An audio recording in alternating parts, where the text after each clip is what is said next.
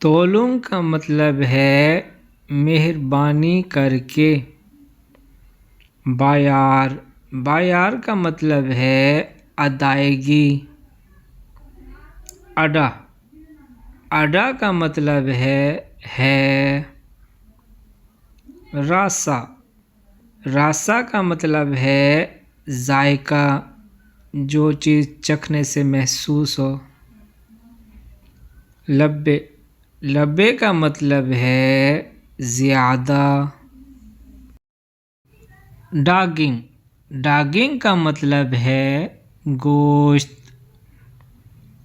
इक्कन, इक्कन का मतलब है मछली।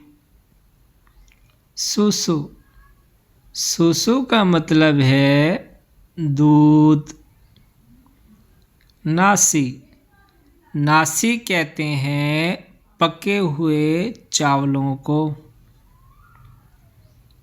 ते, ते का मतलब है चाय।